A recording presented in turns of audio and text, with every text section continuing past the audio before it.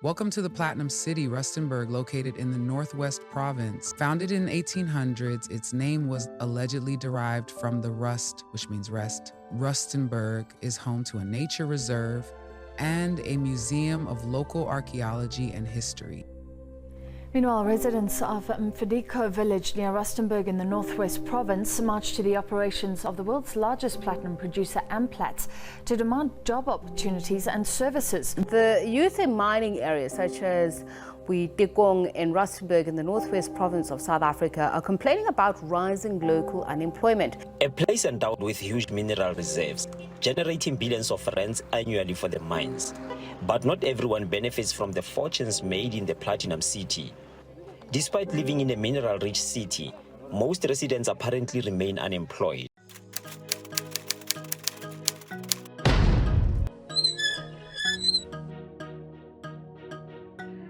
Hello everyone, my name is Lesedi Mudisane. I'm a visual artist from Rustenburg. My name is Botalo Sichele. I'm a 20-year-old and I'm a graphic designer. My name is Shine Muketsi. I'm 20 years old and I'm an actor, a thespian, if you will. My name is Rato Fenze Mudisani.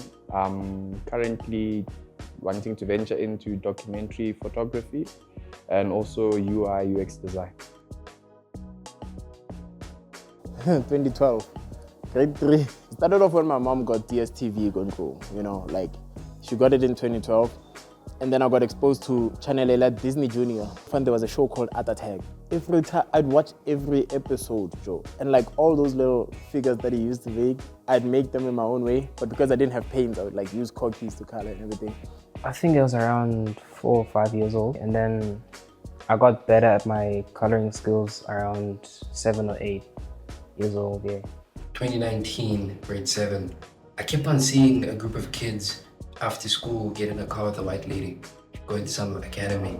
And then I was like, what's going on? They told me there's an acting academy. I said, in Rustenburg? Since when? And they said, okay, let me do that. And then at the end of the year, when I won the biggest award in the academy, for me it was like, I've never won a trophy in my life for anything. And I joined an academy my first year and I won the biggest trophy for the acting. And I was like, this is definitely what I'm supposed to do with my life. So that's how I dedicated my life to acting. So, a long time ago, actually, I think in grade 2, my mom used to always give me drawings of Dragon Ball Z characters, and it started off as me tracing the characters, and then it developed into me drawing them freehand, then venturing into drawing people. I wouldn't say that creative, but I did enjoy coloring and drawing. Not that I was really any good to say, but I did quite enjoy it. It was a way of freeing time and letting my thoughts come true, in a sense.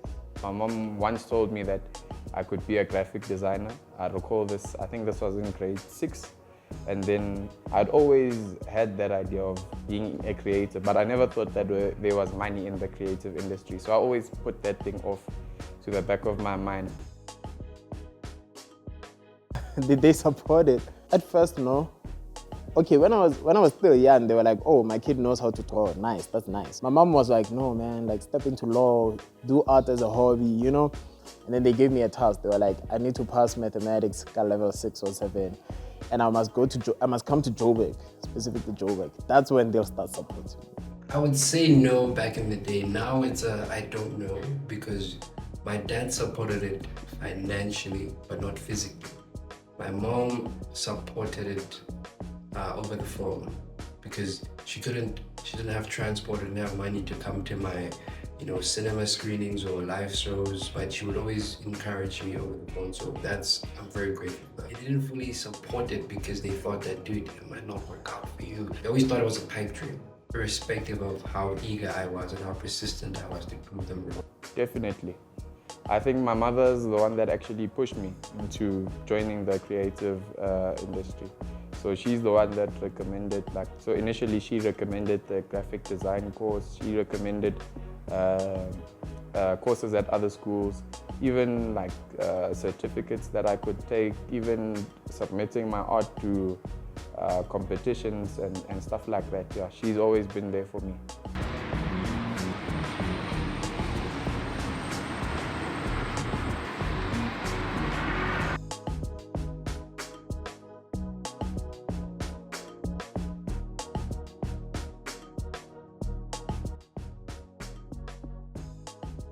Of course, bro. Of course. Of course. I mean, of course I wanted to leave Rustenburg to pursue art. At the time, I don't think I was quote-unquote woke enough to say that I wanted to leave Rustenburg because it was the only home I knew. But I did leave, so that kind of did also open my opportunities and widen my horizon for any creative work I could have done. Yeah, I think at the time, Rustenburg felt a bit too small. People knew that I knew how to draw, and they were like, "Oh my goodness, dog, you could be an artist." And I was like, "Yeah, I could." But when I took it seriously, they started being hesitant, and I guess their attitude was supposed to make me hesitant as well. I mean, it didn't, but it was supposed to be demotivating. It didn't demotivate me at all, but it was supposed to be. Rustenburg, as I said, is very restricting. I think the way my dad and my mom looked at work back then is totally different than how it is now, because Pretoria, as I said, gives a whole lot more of a horizon into opportunities, careers, personalities as well. It was amazing, man. It was peak, absolutely amazing. And I think, but I have to give all grace and appreciation to the acting academy, because if it wasn't for them, there would have been no guaranteed acting opportunity every year. Because every year I was guaranteed to act, so it was absolutely amazing. It can be challenging. It can be challenging because, I mean, people are also penny pinching there. They're also trying to conserve as much money as they have, so they're not really willing to give you a chance or willing to give you the shot or willing to pay you for whatever work you do. Yeah, that's one of the challenges that I've come across there. It did become better. Not to say better as in like, ke phala batho ba bangwe, but like, it's better than it was before. But then when I came here to Joburg, as we all know, like Joburg is a very competitive space when it comes to art. I felt like I came from a space whereby I lacked knowledge around art. I just stepped in a space whereby their artistic practice was like at this level, and I had to catch up, you know? So me being at the space that I am now, I'd say that my work did become better, yeah. I'd say it's giving me a whole lot of more freedom because I've been exposed to the softwares of Adobe. It's something that I could pursue in the long term. It's been a life-changing experience because we all have this facade that when you come to Johannesburg, it'll go perfectly well, you'll get auditions here and there. So moving here has shown me that it doesn't matter how good you think you are, if you're not who they're looking for, you're not who they're looking for. So it's been quite the experience. I think it's been very motivating because there's people that have I see other people doing their work, putting their heads down, working, and that inspires me too. And most of the people are like younger than me. So then that also puts something on my back to say, hey dude, come, wake up, let's do something here, let's do something there. And just seeing the amount of opportunities that are here in Johannesburg is also amazing. Like this is the hub of creativity. 100%. Like there's too much space not to have anything creative to do in Rustenburg. Because where else do you think you can find, let's say, skate parks in Rustenburg? I don't think there's either one or more than that. I would wish that there would be like an art world in go Northwest, go Rusty, but there just wasn't any art world. Like I searched for galleries, dog. There were no galleries. Definitely. Like even that thing of me not believing that there's money or opportunities in the creative industry was due to the fact that I think Rustenburg is a very mind-focused, labor-heavy 9 to 5, do your thing, put your head down, work. That's how it is. So it didn't really make that space for me to think that I could actually do something with it. Yeah, because 2023 was a changing point in Rustenburg where there was an acting competition that happened from the span of 2023 February to 2024 February. It happened 3 times, and it has not happened after that. The art streaming festival was amazing in Rustenburg because it was purely for us. We've never had that. It showcased acting, poetry, dance, and singing. And it was amazing because we all finally got to showcase our talents on a big stage. That was the only amazing creative thing that happened in Rustenburg, and I think that's a bad thing. That should be, there's a lot of talent in Rustenburg. Like, I don't think Johannesburg is the only place that deserves so much opportunity. I think Rustenburg needs that too. I don't know how it would happen, but I think it definitely needs more outlets to creativity. After interviewing a few young creatives from Rustenburg, we went back to see if anything has changed, and we found Mrs. Jade Hall. My name is Jade Hall. I am 33, turning 34. I'm currently the principal and founder of a progressive high school. I'm a certified movement analyst, and I was the first group, or part of the first group, to be certified on the African continent through an institution in New York. Verve College is a response to a learning crisis that I observed in education in general. I did a year's education, PGCE, and went into teaching, obviously because of the lack of performance-related jobs in Rustenburg.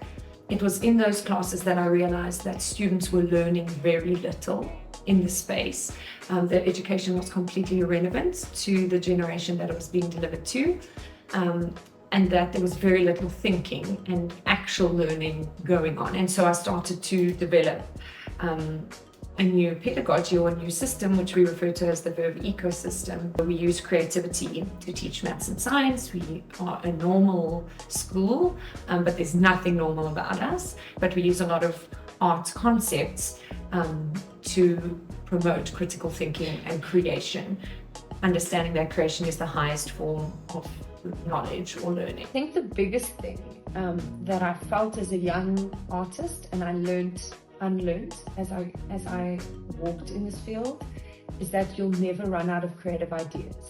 Creativity is like a well. The more you tap into it, the more you learn to allow it to flow out of you. And I had this sense as a young creative that I shouldn't tell anyone my ideas, and I shouldn't collaborate, and I shouldn't work with other people in case people would steal my idea. And yes, they do sometimes, that happens.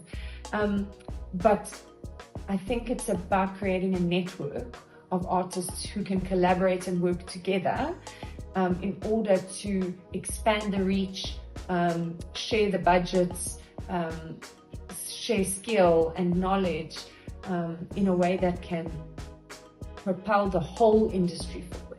As humans, we are born into communities, and fundamentally we need to belong to a people group. Yet we sit children next to each other and tell them not to talk to their friends, and tell them to think for themselves and write on their own and not look at their friends. That's cheating.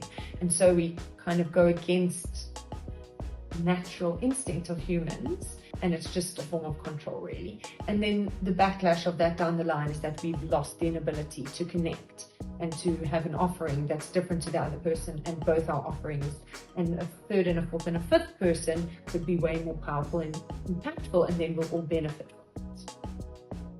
Rustenburg, like many small towns, is filled with young creatives and untapped potential. These towns deserve more opportunities, resources, and spaces where creativity can grow. With the right support and determination, young creatives from small towns can build meaningful careers and share their